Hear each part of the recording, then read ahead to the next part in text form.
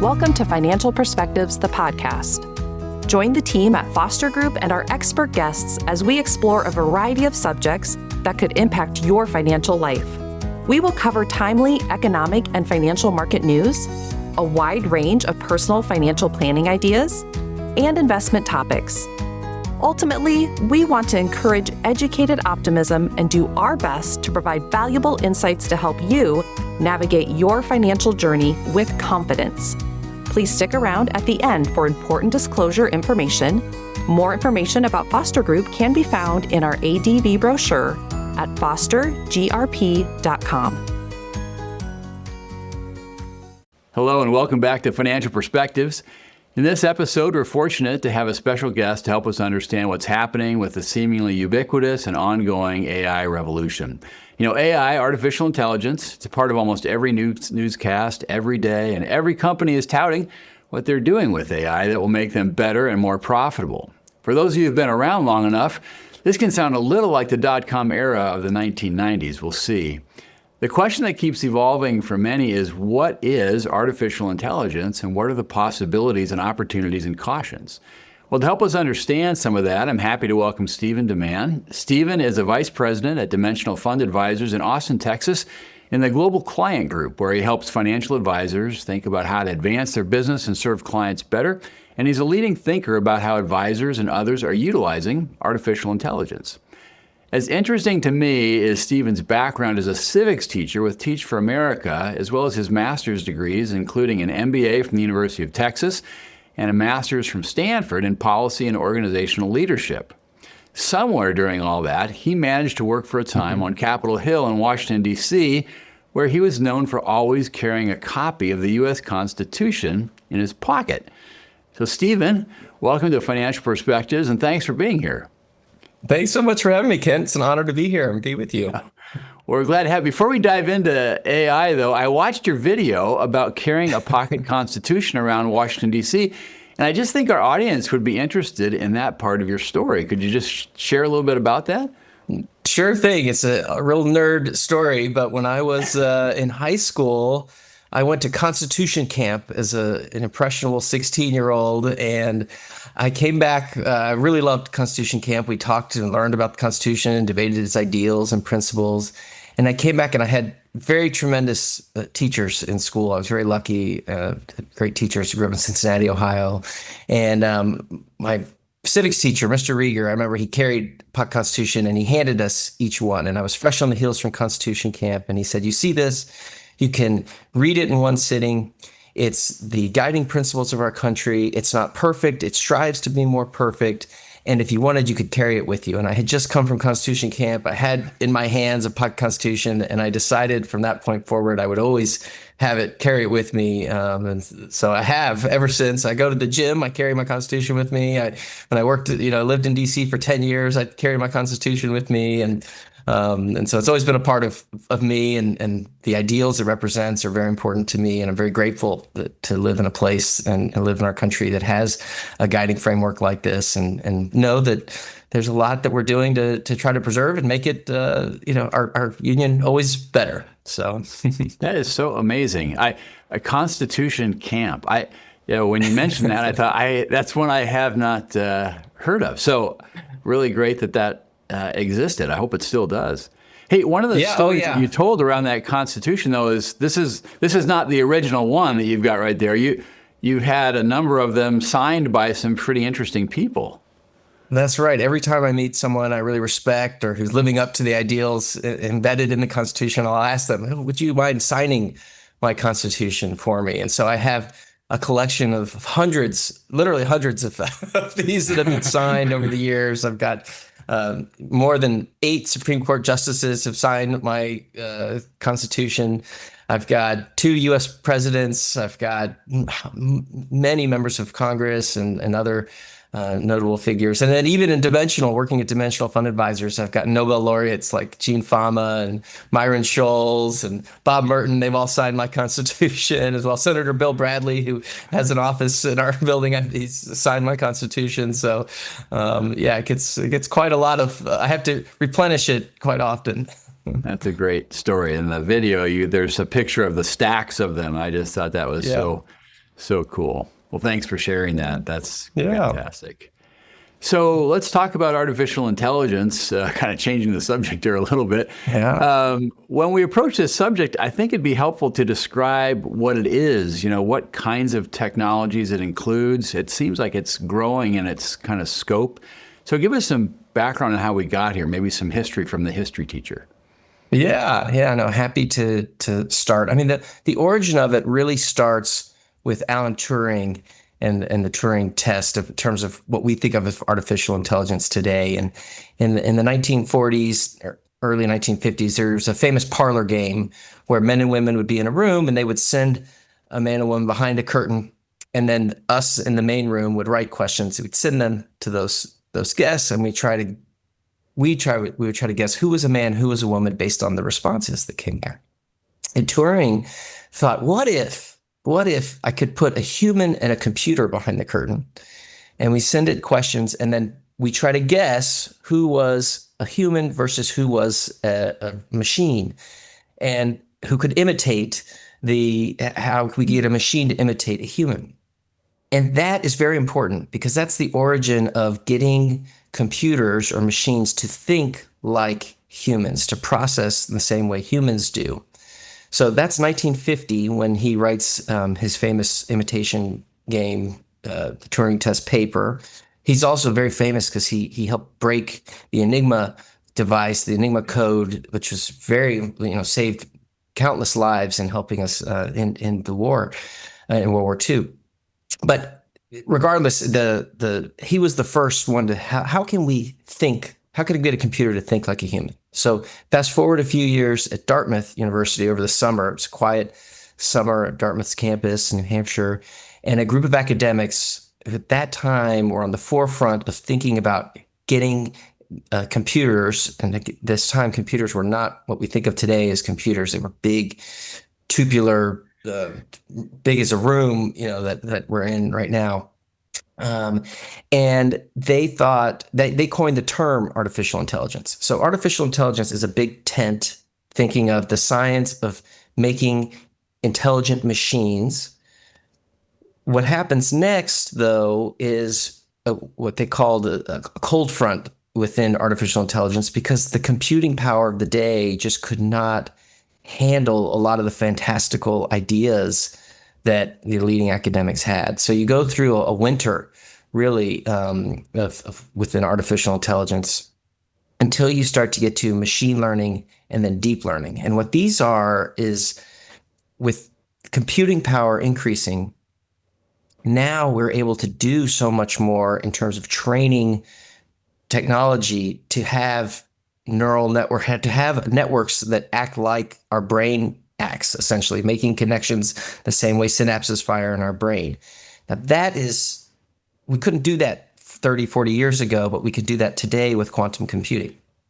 So that was incredibly big shift. And then in 2017 was what we're now talking about now with this ChatGPT. Google in 2017 developed what's called the transformer. And that is what led to generative AI, which is what ChatGPT is using, these large language models. So all this hype in the last 3 years or 2.5 years really is born out of this transformer, which essentially is able to take large amounts of information, synthesize it, make those synapses, those connections, and predict what words or what should come next based off of the prompt that you give it. So it's been an evolution, but it's really taken off lately, and since ChatGPT was unveiled to everyone in November of 2022. Yeah. I saw an article just this morning, actually, in preparing, that would say that OpenAI, the developer of ChatGPT, may become the largest startup company ever. Wow. So it's had such incredible growth in terms of its value. I mentioned in the intro, and you just kind of alluded to it a little bit, that some of the current hype factors kind of remind me of the .com era, the internet, the second half of the 90s, when it felt like anything attached with .com in its name, companies' values were going up, and everybody was thinking, this is the thing that will now, change the future forever. it was a lot of overhype. I mean, some of those things later, we've had a lot of changes due to the internet and application. But in the areas of AI right now, where do you think? Are we overhyping, or where might we be doing that? What are we maybe missing? Yeah, no, I would point us to Amara's law. Roy Amara was a academic thinker, philosopher in terms of technology and how it's adapted to the future. And his main thesis is that we tend to overestimate an effect of technology in the short run and underestimate the effect in the long run. And, as a history teacher myself, like if we look at a picture of New York Fifth Avenue in New York on Easter morning in 1900, for example, what you would see in that picture, if I could transport you there, you would see a sea of horse-drawn carriages and maybe one tiny automobile, because the automobile was just starting to make its way into the picture. And if I put you in a time machine and put you on that same street, Easter morning, 1913, Fifth Avenue, New York City, you would see a completely different picture. You would see a sea of automobiles and one singular horse-drawn carriage. So to say that there's a lot of hype, I think is true. There is a lot going on. We are following Amara's principle. We're overestimating now. Oh my gosh, this is just everything is gonna change. But that being said, when you have a new technology and barriers to entry start to go down, like more and more people have access to this technology, to this tool. The network effect is stronger now with a more connected world, and so you have, the same thing with the horse to the car. The car was faster. It still got you from point A to point B. It was cleaner. Didn't have manure to have to clean up. It was more flexible. So ChatGPT and these tools have a lot of those same principles. Now, what will the world look like in 13 years? I don't know. I can't predict the future, but I would just pump the brakes a little bit on a lot of the hype that's out there, because we tend to do that as human beings. We overestimate in the short term. Yeah, I love that. I was thinking about that. We're talking to you today. You're in Germany. We're here in Iowa. And I can remember growing up, this kind of aged me a little bit, but I remember watching the Jetsons. And on the Jetsons, there was a watch that George would wear, and he could talk to, people. And I'm thinking, when we first had the internet in the 90s, it seemed like, wow, a lot of hype, don't know what's going to happen. But the long-term application, the fact that we can have this conversation today, basically live in two different parts of the world and streaming, even if there are little glitches once in a while in the connection, the technology is amazing. And I think, initially in the 90s, people maybe overestimated how fast that was going to happen. But here we are today in 2025, and really, through the pandemic, the steep curve of development just in this kind of technology alone, and what it's allowed people to be able to do in terms of having meetings, different ways it impacted travel and business. It's amazing, just amazing. So, well put. We'll see what happens. We're not in the flying cars like the Jetsons yet. But, yeah, maybe. Although I hear about that, but we'll see. Yeah. I don't know. Yeah. So we have this kind of AI broad awareness taking off with the release of OpenAI's ChatGPT, as you mentioned. Now it's on version 5 of that. I just saw. It's free, available to everyone with a browser. What does this kind of tool actually do? I mean, where has it led at this point, do you think? Yeah, so what's important to know about this tool is, one, it's not the only one out there. It's probably the one that gets the most notoriety. Google has a version called Gemini. Anthropic has Claude. Like they're different large language models that are out there. And what they do is they scrape and collect everything that's written out there on the internet that's available. And this is a little bit controversial, right? Because news sources like Wall Street Journal, New York Times are saying, "Hey, you can't take our articles without permission." And so there's still early innings around what's the ethical considerations of the use of a lot of content that's out there.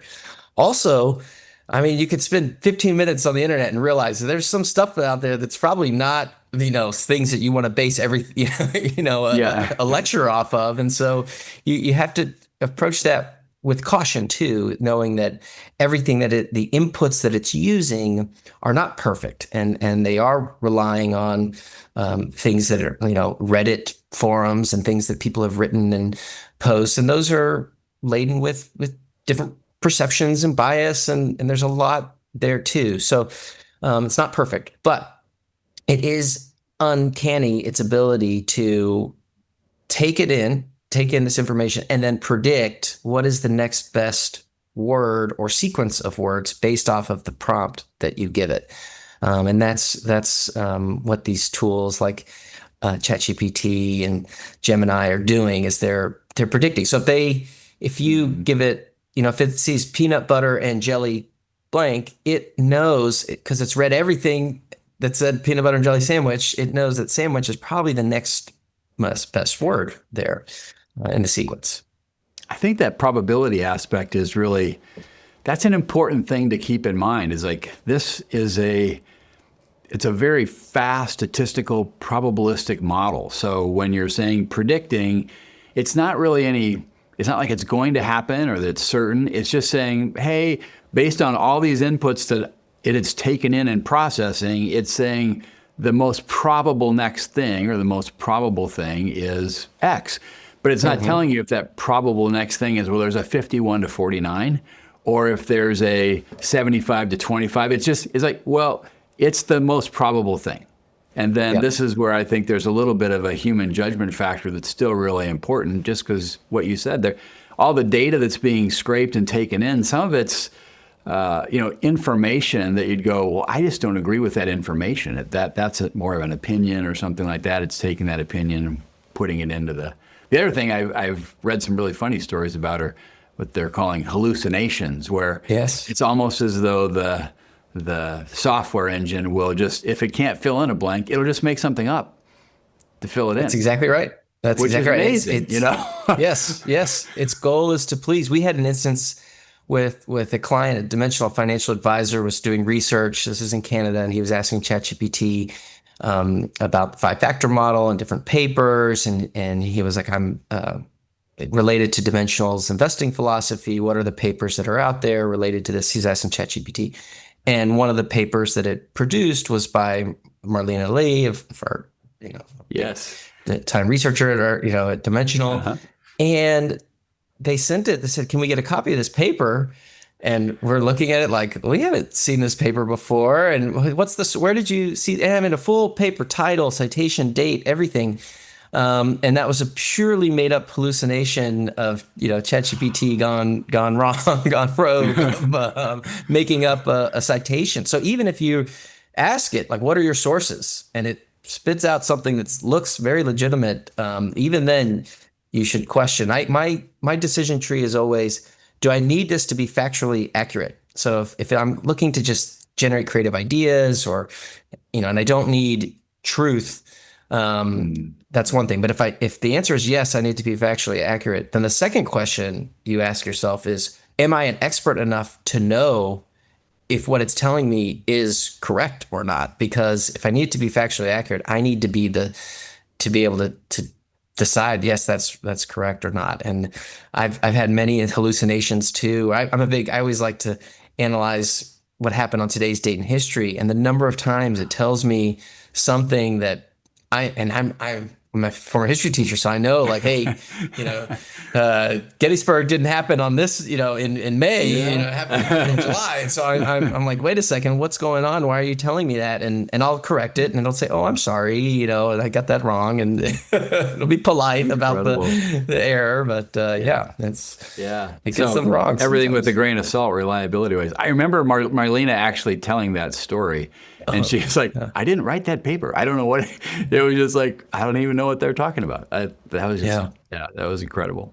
So there's some terms like generative AI, a little bit we've been talking about that. But then there's this idea of agentic AI. People talk about agents. We're even seeing it on television commercials. I want an agent, and they're making fun of it. But it's it's something where you can actually tell the AI to do something for you. I mean, beyond just write something. It's like, hey, I need this list or whatever.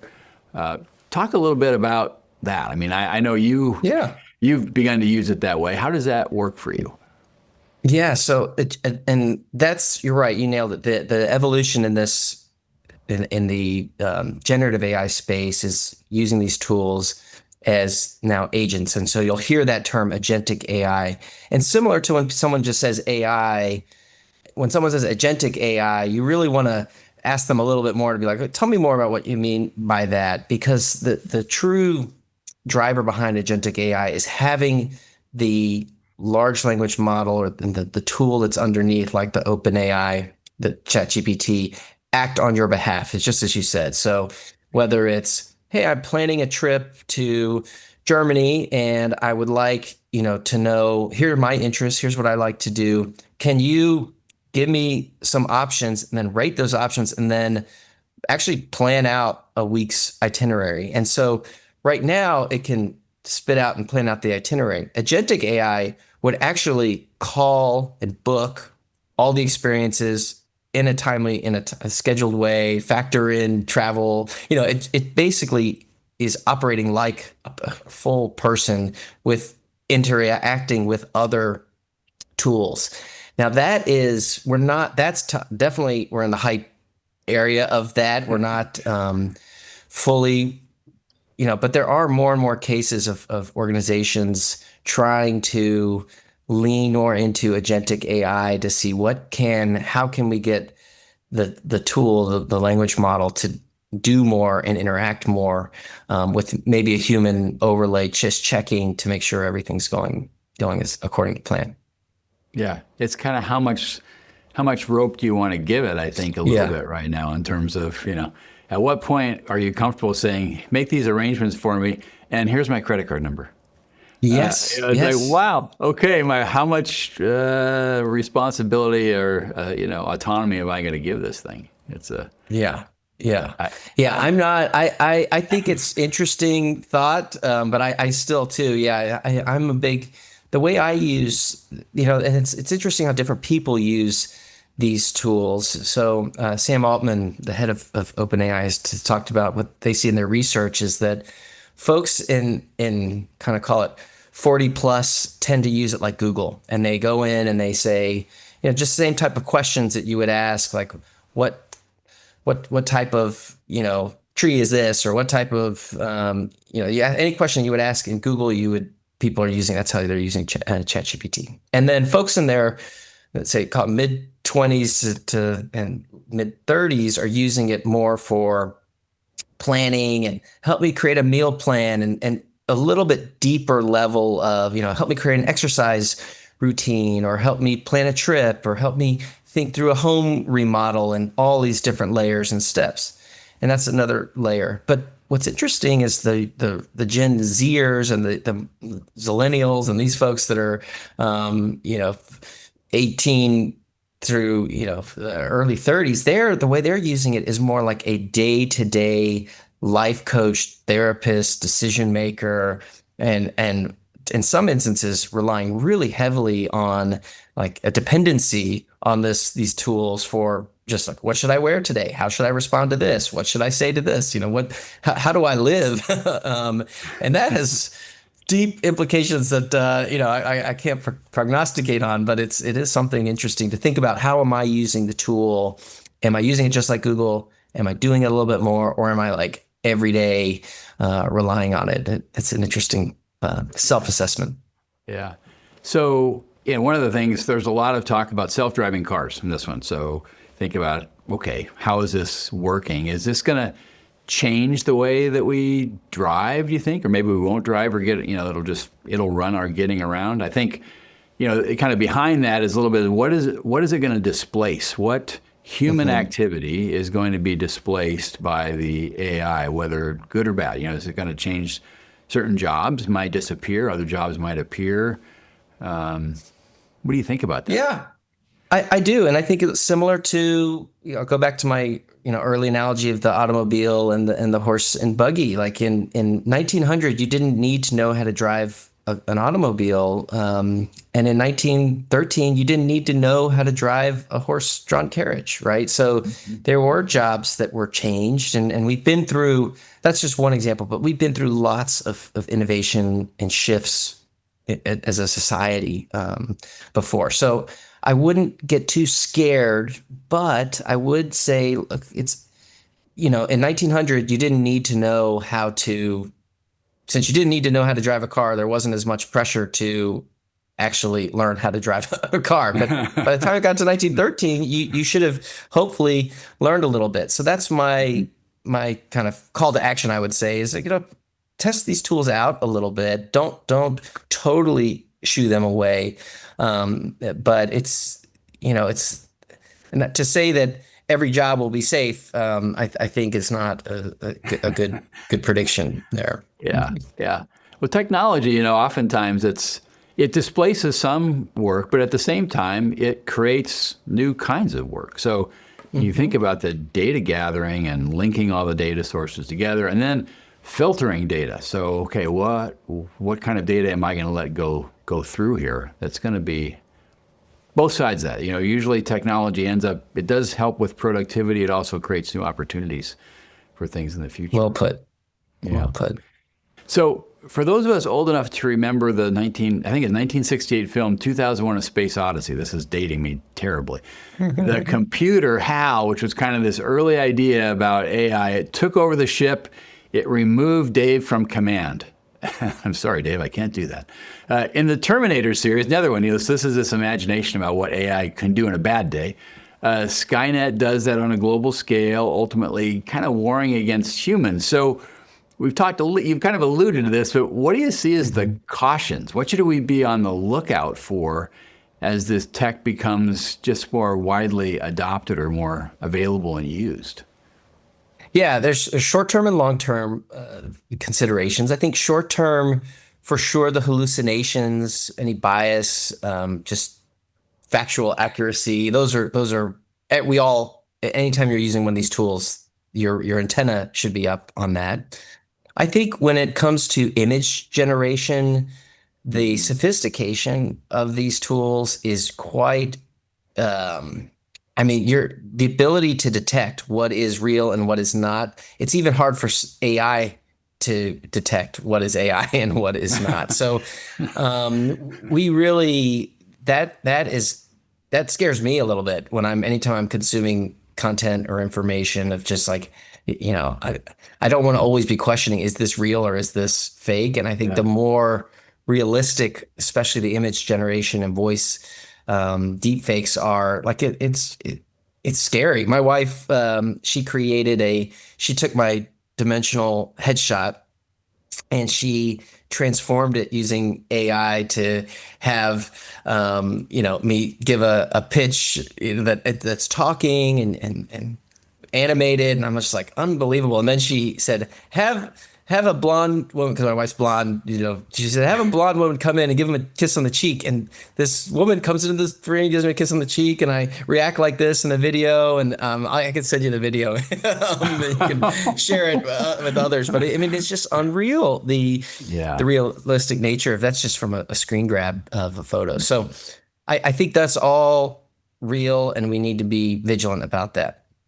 The other thing is, scammers that are out there are taking advantage of these tools being available. And that means being able to, it's not like the Nigerian prince email that you get that's riddled with typos, right? Like now this stuff sounds real, and with just a little bit of information, it can, sometimes there was a client we were working with in New York their daughter was on a ski trip.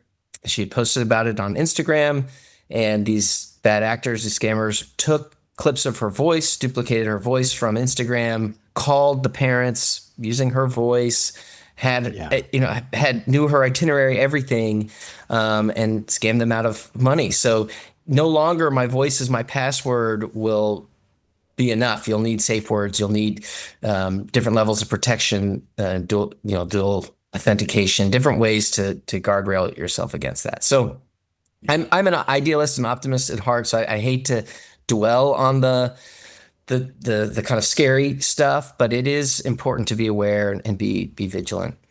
Yeah, I think that's really, really helpful. I know in our industry, even we've had some stories now, they've started to emerge of, a deep fake voice calling, asking for personal information or asking for access to assets or whatever it might be. And you realize, boy, you have to have multiple levels of authentication there, just kind of for those who are listening to us today, that idea of multi-factor authentication, whether it's something coming independently to your phone or questions or keywords that really are kind of randomized, the kinds of things that couldn't be maybe as predicted. Those are going to be increasingly important when you're especially when you're just even a little bit unsure about the voice you're hearing on the phone and saying, is this really the person I'm talking to?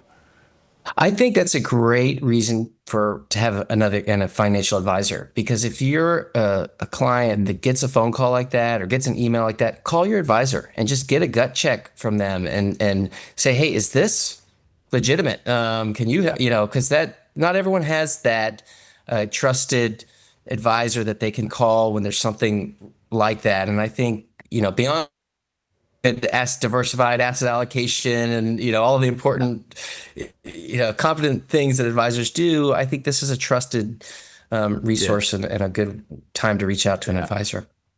Yeah, that idea of you initiating a phone call to a number that will connect you with a real person that you can talk to, as opposed to something you don't know how that got initiated with you. I just so many good warnings about that.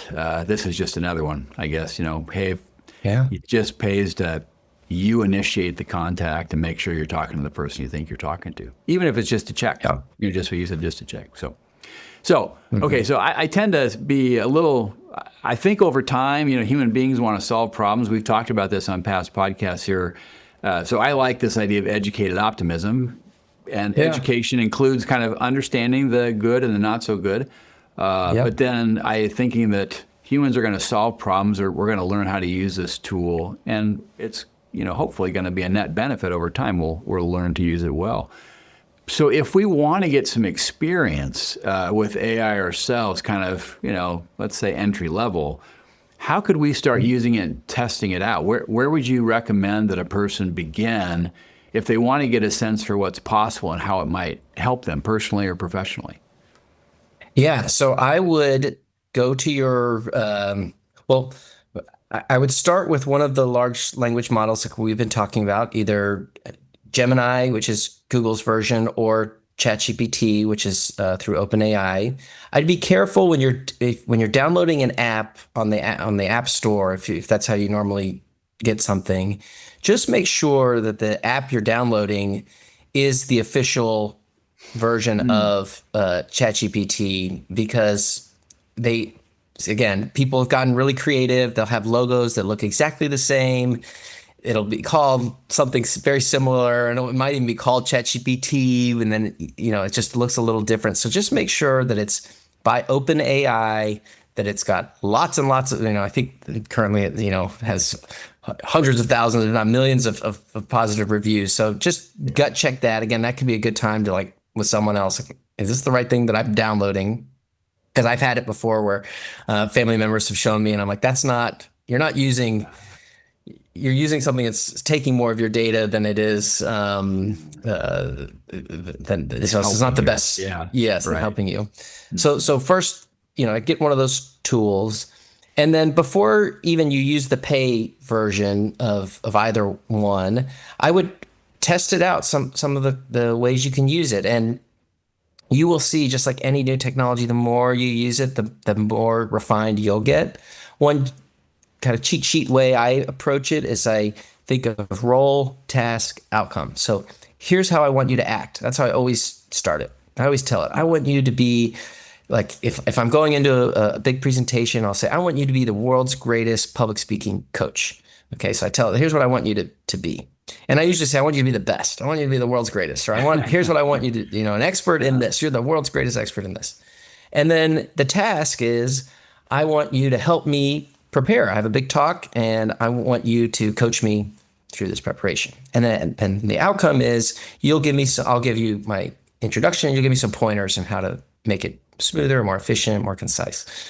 And so you've given it a role, a task, and an outcome. That is really helpful. If you want it to be really brief, you can say no yapping, and you can use those words, no yapping, and it'll be more concise and get it down to under 300 words. And you can say that I want it to be under 300 words, or I want it to be this, or don't begin until I say no or stop. And so you can really engage with it. And a lot of the examples I'm giving are using the voice feature, which I was going to say, when you say you tell it to do something, how are you telling it? Yes. Yeah. So I'm a big fan of this, and not everyone, I'm not saying everyone needs to do it this way, but it's just easier for me to dictate. And the newest version of ChatGPT 5, this is available for all, both free and paid users. But there's two different ways you can dictate. You can dictate using the button that's the wavy squiggle, like a microphone. So basically you're talking to it and it's transcribing exactly what you're saying into the text box. So think of like a doctor, transcribe it, talking, and it transcribes the notes. So I do that quite a bit. And then the other one that I love to do while I'm driving is the actual voice mode, which is another button that's right next to the microphone. And that is where it just talks to you like we're talking right now. And that has been much improved. Even in the latest version, they're always improving it. That's the other thing about these tools. The version we're using today is going to be the slowest, dumbest version in history, right? Every day it's getting better. And so that's the version I think is a great way to test it out and just talk to it. Yeah, my wife gives me a hard time. Because I talk to it a lot. She's like, "Oh, go ask your girlfriend." She calls her my girlfriend because the voice is a feminine voice. Because she knows it all. But I mean, it's pretty amazing in terms of how it can be a coach and how it can help me improve if there are things that I'm working on, and little things for like parenting stuff. Like, hey, my daughter's really struggling with going to bed. And she's negotiating a lot with nap times. Like, what are some strategies? I want you to act as the world's greatest parent coach. Help me handle nap time negotiations or bedtime negotiations. Like, what are some tactics or strategies I can try? And it'll, and I don't have to do everything, but it'll spit out some that I can try. Yeah, I think that's really interesting. The idea of what, there's this word prompt. What are you asking it to do? And then how much definition for the task are you asking it to kind of stay within? Because even in a question like that about, give me some advice on maybe some nap time, there's so many different approaches to parenting. It's like, well, you may just get kind of one channel of this way, and you might say, what else? Are there any other things you might, or give me some things that are, this is a possibility, this is a possibility, they might seem different. My head just kind of spins on this stuff because of the variety of data or the way different people would come at the same problem with different answers, and depending on what data source it's accessing, again, you're going to kind of get its spin in a sense on that based on the data it has available to it. So, yeah, exactly, and that's why those of us that know what it is to discern. We're at an advantage then. I'm worried about this a little bit with my children as they grow up, because they're not going to know a world pre these tools, right? They're just going to grow up where this is going to be commonplace to engage with these tools. So they like asking it a question and getting a response back.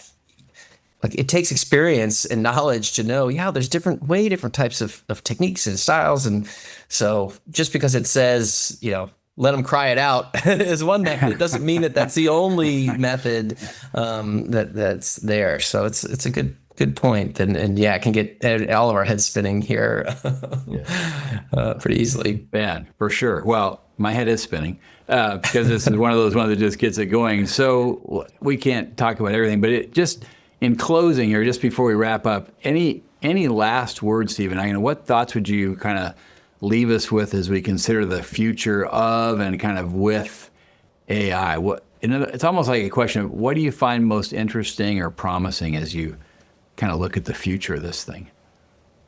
Well, I share your optimistic nature of humanity, and I do think that there's going to be a lot of great that comes from these tools. I mean, in medicine alone and scientific research, I mean, diseases will be cured, and how we approach, endemics and different challenges in society, like that, there will be good that comes to this, no doubt. And so I'm very hopeful for those interventions and the evolution of the tool in that way. Now, what they're going to be, I don't know yet, but I do feel confident that these tools have capabilities that we, just working, individually or conjunction in assistance with these tools, will provide a lot of good. But I think for those of you that are listening, the fact that you are curious, you're engaged in this enough already to be listening, I'd lean into that. And many of you maybe have tested out this tool already. And so I'd say just keep going at it. I'd ask others, how are you using the tool? Ask your friends or your parents or your children, both directions. If they're using these tools, how are they using it? Because you learn from others. And then I would say the more you practice and engage with it, like I said, the more comfortable you'll get. Just be cautious. Just proceed with caution. Don't rely on it to fix everything or do everything for you. But you'll see that the more you get used to it, the more comfortable you'll be engaging these types of tools. And then if you want to go 2.0 and go really deep, there's some resources we could put in the notes. But one, I brought this all the way from Germany because I like this book so much, and I've reread it twice now. It's called The Coming Wave, and it's by an author named Mustafa Suleyman. He was part of the creators of the Transformer, ChatGPT, and his book just talks a lot about how we as society should be thinking about this new coming wave, this new technology in terms of artificial and specifically generative artificial intelligence. And so if people want to get really deep, there's some books and some free resources. Google has some free classes that anyone can take. And those are good, reputable spots that aren't going to be too biased one way or another. But I'd say keep plugging away at it. That's great. Well, let me just say thank you for joining us today, all the way from Germany. This has just been fantastic, really helpful. Well, I know we could talk about a ton more. Some good practical ideas on how to start like that. I do want to set up that voice prompt function with Chat or Claude just to give it a test. I'm a little curious about what it'd be like to drive down the road talking and having something respond like that. We'll see. But, it can be your coach, your personal trainer in the car. I even had to give me a pep talk one day right before I said, I'm going into a big meeting. Here's the topics. Give me a pep talk. And at the end, it was like, you're going to nail this, Stephen. You're going to do great. Go get it. Yeah. I wonder how it does with taller. I wonder how it does with putting instruction. We'll have to think about that. Yeah. All right. So anyway, thank you. Thanks to our listeners today and viewers. Glad you were joining us. It's always our hope when we tackle subjects like this to deliver helpful information in a way that avoids sensationalism that sometimes, accompanies things that we get from the media world out there. At Foster Group, we continue to believe that an educated optimism, it's warranted today, and that this mindset not only makes sense, but it has the benefit of helping to avoid unwarranted and unproductive worry and anxiety that can just attach to uncertainty about the future. If you have any other topics that you'd like to see us address, please let us know at our website, fostergrp.com. Also, if you're enjoying our podcast, please give us a like on your podcast app and share it with your friends. Who doesn't need a little more educated optimism in their day, after all? So, Stephen, thanks again for joining us, and we look forward to seeing everybody soon. The previous presentation by Foster Group was intended for general information purposes only. No portion of the presentation serves as the receipt of, or as a substitute for, personalized investment advice from Foster Group or any other investment professional of your choosing. Different types of investments involve varying degrees of risk, and it should not be assumed that future performance of any specific investment or investment strategy, or any non-investment related or planning services, discussion, or content, will be profitable, be suitable for your portfolio or individual situation, or prove successful. Foster Group is neither a law firm nor accounting firm, and no portion of its services should be construed as legal or accounting advice. No portion of the content should be construed by a client or prospective client as a guarantee that he or she will experience a certain level of results if Foster Group is engaged, or continues to be engaged, to provide investment advisory services. A copy of Foster Group's current written disclosure brochure discussing our advisory services and fees is available upon request or at www.fostergrp.com/disclosures.